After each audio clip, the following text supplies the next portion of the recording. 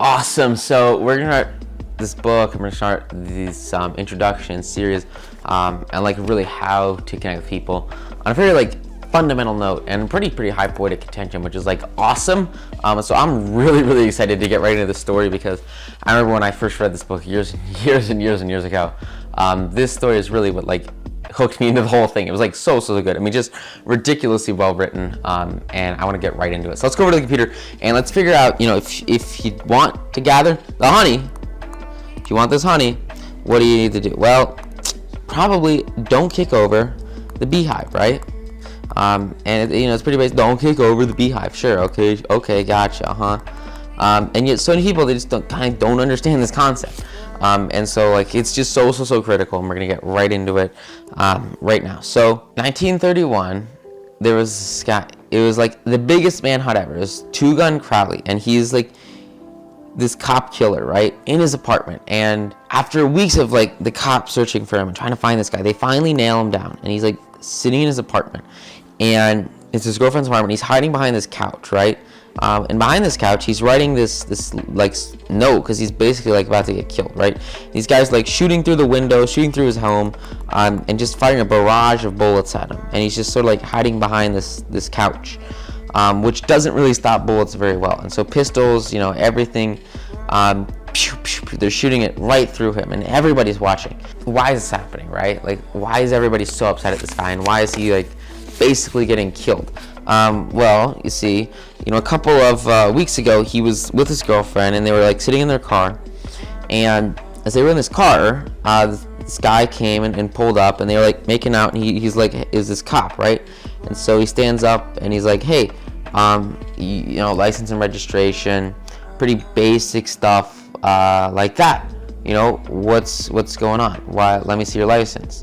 And so as he's sitting on the side of this country road, he pulls out a gun, and he just like shoots this guy and like leaves him for dead on the side of the road, and he's just like killed like instantly. Just like the drop of a hat, he just like murdered this guy, which was like ridiculous, right? Insane. And yet as he's sitting here and he's sitting behind this couch, he's writing this letter, like, and you can like, he's got blood like spewing out of his body because he's like dying. And in this letter, he says that he is a pure soul who would never hurt anybody. And under his coat is a weary heart, but a kind one, that would do nobody any harm. Now, this is the guy who literally just like showered this guy down with like a barrage of lead, like with no thought whatsoever. And yet, he's writing this note about how he's like the best guy ever, and how he would never hurt anybody. And after like they captured him and they brought him to the hospital and helped him out and stuff, he survived, and they sentenced him to the electric chair. And when he got to the death house, what he says is absolutely freaking berserk. He says, "This is what I get for defending myself.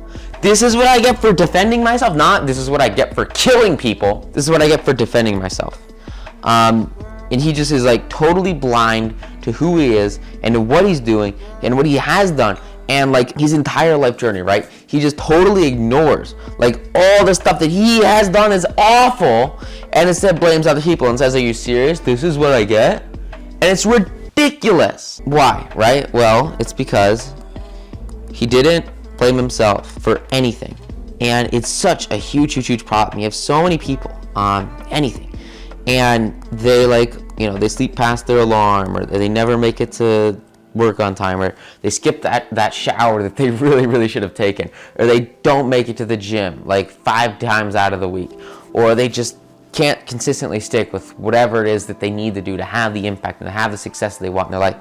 And they don't blame themselves for anything. They don't take what does blaming yourself mean? Blaming yourself means taking responsibility. Like, holy crap, guys, it's not that difficult. Responsibility. Like, this is so huge. You gotta be responsible for yourself. You're like this is the this is the worst case scenario. This idea that this guy is like murdering people and he won't take responsibility for it. Like, you can't say you didn't just like shower that guy down with bullets, because he like killed him. And yet, this is an extreme example, right? This is like, you know, super intense, super hardcore. And yet, this is the mentality that you want to apply to your life, right? Because if you miss that meeting, or you don't do the thing that you promised yourself that you do, that you scheduled into your day, that you said this needs to happen, if you just ignore it and you don't stick with your guns, what happens? You get to this point where instead of focusing on success, instead of focusing on growing, instead of focusing on like actually doing things and crushing it, you fade away and you fade away and you fade away, and you have failure after failure after failure, because you never hold yourself responsible, and you just think that, oh, it's not a big deal, I don't have to worry about it. And that's the mentality that so many people have when it comes to their lives, when it comes to the work that they do. You've got to overcome that crap. It's bad. It will crush you.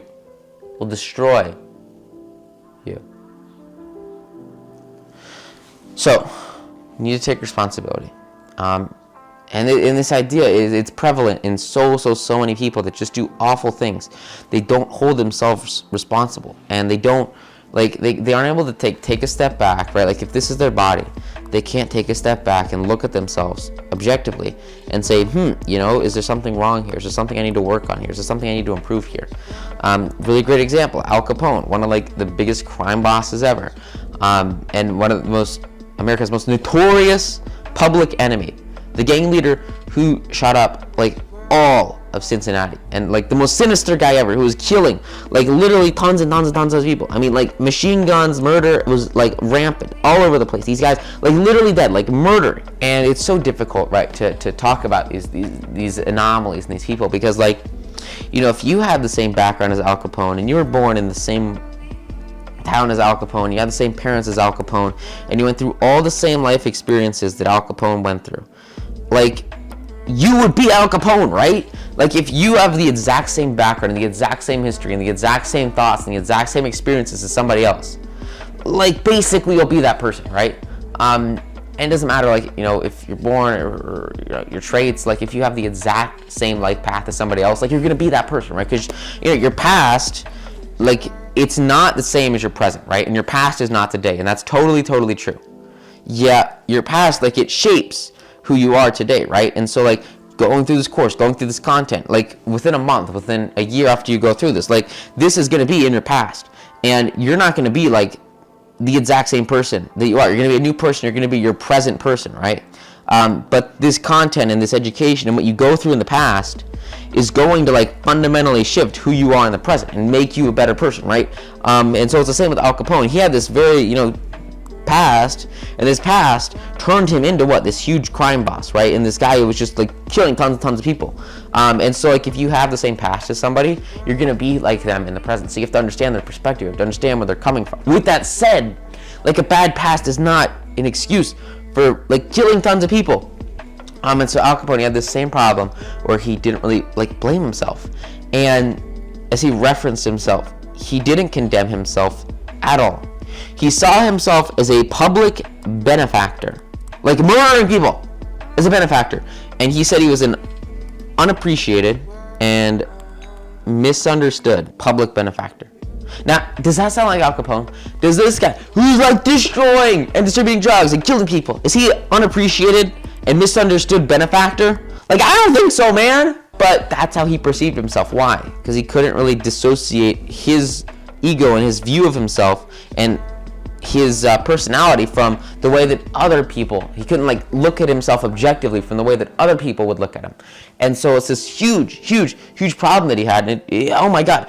And so, like if you can't look at yourself objectively, right, and you can't understand where you're coming from, you can't understand your problems, and there's not really that good to, like, kill tons of people, what's that mean?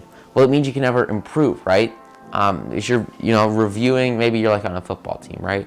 Or maybe you're playing a sport and you take, like, a video. I remember I was working on, like, my hurdle form for the 300s, and, like, my coach, he would take his phone out, right, and he would take his camera and put it in slow motion, record me doing these hurdles, and then I'd stand there and look at the phone and go over my posture and like positioning and what I was doing. And you review yourself, and you objectively look at yourself from that third person point of view.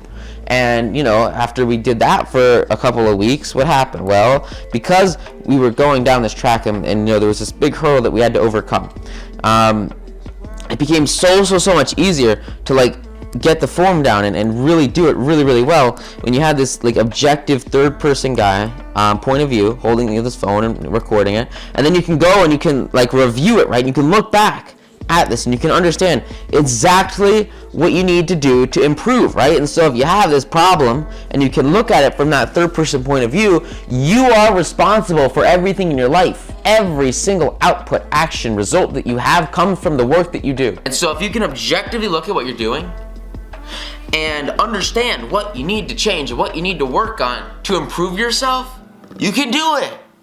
But that's the problem with these guys. They just weren't able to do it. It was terrible, right?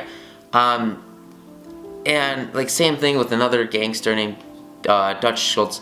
Like before he was killed in a barrage of gang bullets, and like he was one of the most notorious rats in all of New York. A newspaper interview he had right before he died. Like he said that he was a public benefactor and that he was doing good for the city and he was a good guy. And he freaking believed it. Because what you tell yourself, you will believe. You can convince yourself of anything. And so you want to convince yourself what? Of bogus and of lies that say you're succeeding when in reality you're completely failing and you're literally killing people. And not like physically killing people, but like you're metaphorically like destroying your hopes and your prospects and your dreams. And it just crushes your development and your growth. Like if that's the process you're going through and that's the world that you're in, if you can sort of like get over that and believe in the positivity, believe in the growth, and understand exactly what you need to do to have the impact and the success that you want, like everything changes. And it's so powerful. This idea that you need to believe the truth. So make this anything the truth. And stick it to yourself short. And be real with the world that you're encountering and what you're going through. Because the moment that you have total and complete clarity of mind and clarity of being, and you understand exactly where you are, if you know where you are, and you're truthful about where you are right now, and you know where you want to be in the future, it's so much easier to get here if you understand where you're starting from, because you know that, okay, well, I need to take these steps on the pathway to get there. And then you can take those steps and take the next step, take the next step, take the next step, right? And you can have the growth, you can have the impact, you can have the significance that you want, right? And it all stems from your ability to like go up this staircase and ascend, which is so powerful. And that all comes from your ability to really understand where you're coming from and be completely truthful, honest, and transparent with who you are and your state of being, right? Because the instant that it happens, the instant that you know like exactly what you need to do to have the success and the impact and know like these are my traits versus this is where I want to be, like everything changes because you have total and complete clarity and understanding of who you are and where your next step needs to be to have the impact and the success you desire, which is so powerful. And it's this concept that like I feel like I was totally lost without it, and then the instant that I realized, like everything changed because I stopped like focusing on excuses, and you stop like thinking about reasons that you fail, and instead you focus on like only the next steps and only the next actions, only the next victories that you need, and then you start to accrue more and more victories. And it's this idea that like if you've got like this trophy case in your house and this trophy case has like nothing in it, you're gonna feel like crap. And what you can't do is you can't turn a blind eye to that. You can't just ignore that. What do you need to do? You need to train. You need to go hard. And it's not like just sports. Like it's all aspects of whatever you're doing. Like if you have a barren bank account or whatever, right? You need to train. You need to go hard. You need to figure out how to start to accumulate like small victories. So maybe you get like a medal, right? And then you get another medal, and you start to grow and you compound and have faith in yourself and belief in yourself. Then you get a better medal, and then you get a better victory, right? Then you start to get like blue ribbons, right? And so it grows and it grows and it grows, and you have to have more and more growth. And now that this cabinet is full of successes, like do you think it was easier for Michael Phelps to win his like 10th gold medal or his first gold medal? Like it's ridiculously difficult to get this first gold medal, but once you have that initial success in whatever career, whatever field, or whatever it is you love to do, like all the rest is so much easier because you've done the work, you've put in the effort and the baseline, and you understand like exactly what the goal is and exactly where you need to go into the next step, into the next level of your success, the next level of your impact. Like all of it comes from the work that you do to have the growth right now, which is like so huge, and just freaking massive, right? And so you want to make sure that you're absolutely crushing it as you get to this first success, because you're able to objectively look at it and say, look, this is an empty trophy case. I need to get my butt going. I need to train and train and train. And I cannot rationalize my failure. You know, so many people, they are never able to get this first ribbon. And because of that, they never have any of the success, because they rationalize their failure. And they say, oh, you know, I have this background, I have this identity, I have this character trait. And because of that, because of this thing that like I basically can't control, oh, I must just be destined for failure. Like, that's ridiculous. Some of the most successful people on the planet, and like, you know, leaders of the world, the most wealthy individuals, like Carnegie, Rockefeller, like these guys started as complete broke people, right? And like Carnegie, he was literally like working 18-hour shifts or 12-hour shifts at the factory, and then he would go to the library and read and read and read and read to try to improve himself, instead of rationalizing why he was going to be a loser. Instead of saying, oh, I must be destined for failure because I'm coming from total poverty, he got rid of these excuses. And he said, what can I do now to have the success and the impact and the growth that I desire? And he went and he went and he went hard into his education and into his growth and into his development, because he was not about to say he was going to be a failure. He was not going to explain to himself why he was going to be a failure. He wasn't going to make up excuses to himself but why he was going to be a failure, because he knew that in his heart and his soul he had to succeed. He had no choice but to succeed, and he was going to grow and grow and grow until he became one of the literally like wealthiest people like in history, right? And so that's the power, right? It's this idea that, you know, these mobsters and these gangsters and Al Capone, this guy who like shot the cop and Dutch Schultz, like they were desperate people who didn't blame themselves for anything, and because they didn't blame themselves for anything, they were like total and complete. I mean, like we know their names because they're such bad people and they were awful, right? And it is just insane, this idea that like if you don't hold yourself accountable to the work that you're doing, and I have like these cousins, I know these friends, and like all of them, you know, like they're stuck maybe in like a place they don't like in life. They're stuck in like, you know, this job that they just aren't a fan of, and instead of like, you know, coming in and saying, well, how can I improve, how can I grow, you know, how can I learn to trade stocks, stuff like that. I don't know, it's really fun. I like stocks. They change the lives of so many people I know. And it's so cool. Instead of like going through it with that perspective and thinking about the improvement they can make, they rationalize the failure. And it's like, oh, the government's fault. Oh, the president's fault. Oh, it's not my problem. And it's like, if you don't blame yourself, you're never gonna change, because you can't change other people. At least in the long term, you cannot force other people to change. And so if you blame other people, like, you're not going to succeed, because you can't change other people. The only person you have total and complete control over is yourself. And I remember for a long time I didn't really understand this concept, and I had a really difficult time because I was blaming other people, and I was saying it was their fault that I couldn't do things. It was their fault I wasn't having success. It was their fault that I was so upset and sad and isolated and alone. And so I blamed them, and I was upset, and it was devastating, and nothing ever changed. Nothing changed because I was rationalizing failure with bogus excuses. So you need to take the responsibility away from maybe your family or your peers or your friends or the people that you know. Like, cut them off, right? And understand that the only person responsible for your success, the only person responsible for your growth is you. And as soon as you get that, like, everything changes. It's so ridiculously difficult.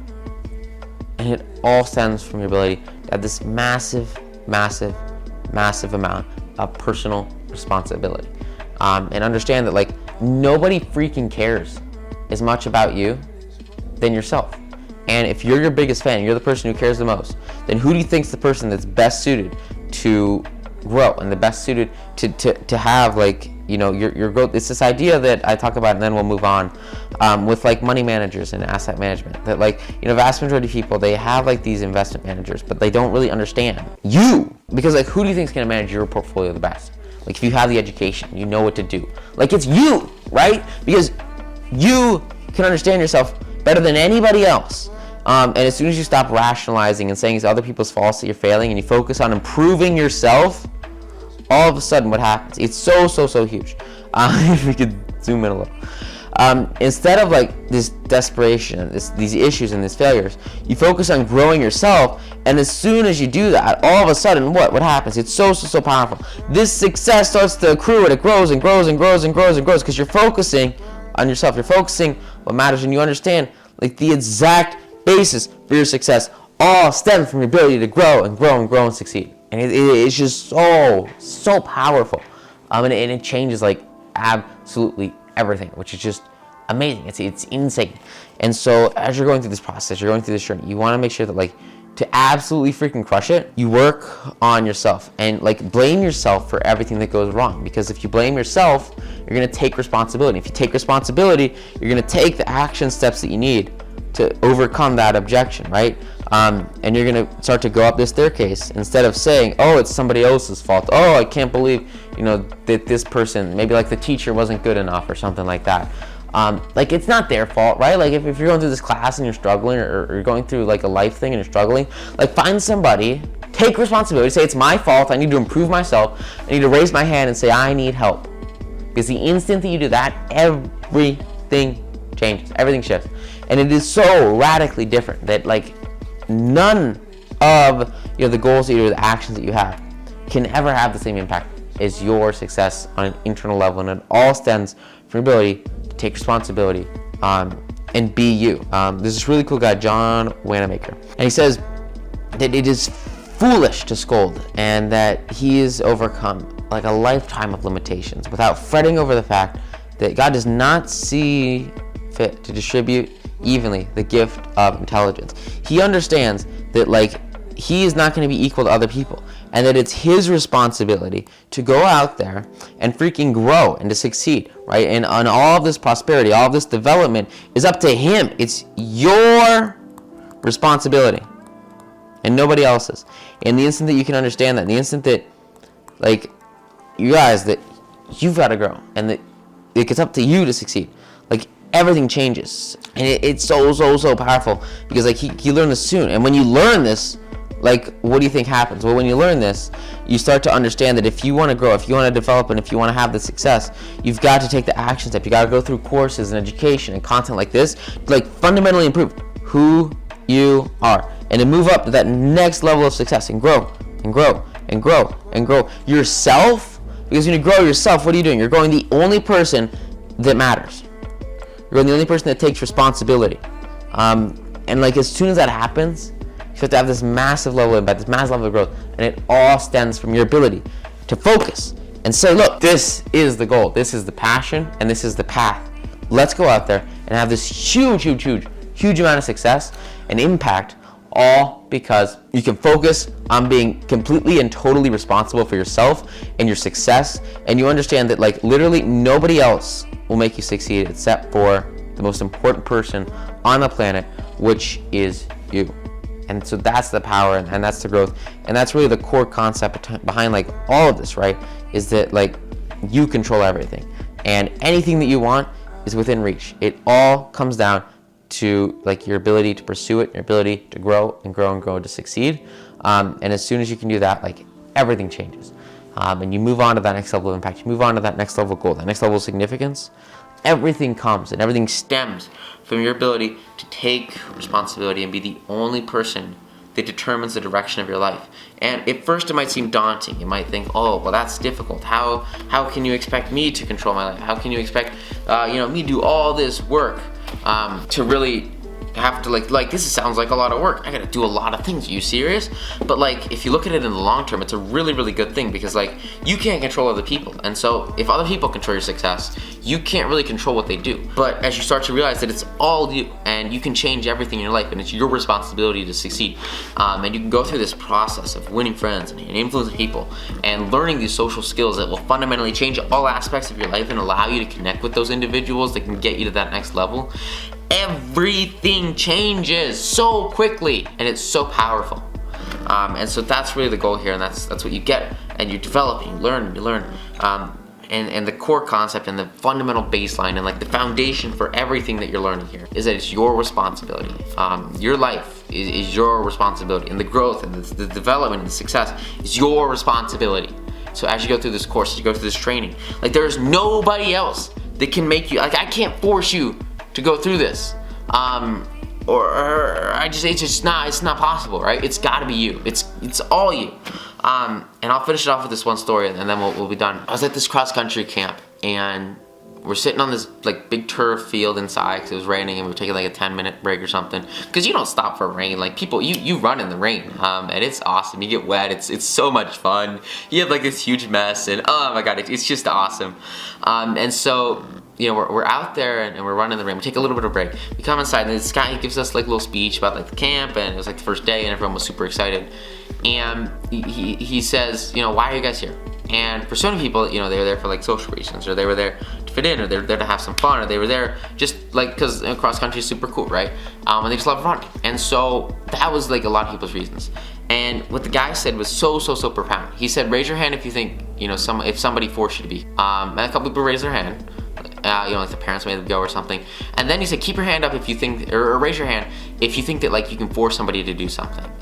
And like probably like half the room, 3/4 of the room had their hand up. And it's just so insane. It's so bogus because like in the short term, sure, you know, if I'm like, here's $100, go, you know, flip yourself over in a porta john or something. Like, people are stupid and people will do that. It's just terrible. It's disgusting. In the short term, you know, you can influence people with like bogus, right? But in the long term, there's no way to change the path or the direction of somebody's life externally. You can't like force somebody to do something for the rest of their life. Like, if you're paying someone, you know, a really nice salary, and you're giving them this job that they absolutely freaking hate, but you're rewarding them, you know, externally, like, it's just not gonna last. And in the short term, sure, maybe for a couple of years. But in the long term, like, for that person to really maximize their full potential and to realize their peak ability, they've got to pursue their own path, and they have to follow their internal drive. And so hopefully, like, this course, it aligns with you, and it aligns with your internal being and who you want to be, and it'll show you that path to get to the future and the growth and the impact that you desire. Because the instant that you do that, the instant that you internalize the development that you desire, like, everything changes. And so that's really the goal here with all of this, is it's all you. So with that said, thank you guys so much for going through this module. Take it, apply it, absolutely crush it. And I will see you in the next one. Thank you guys so much. Bye.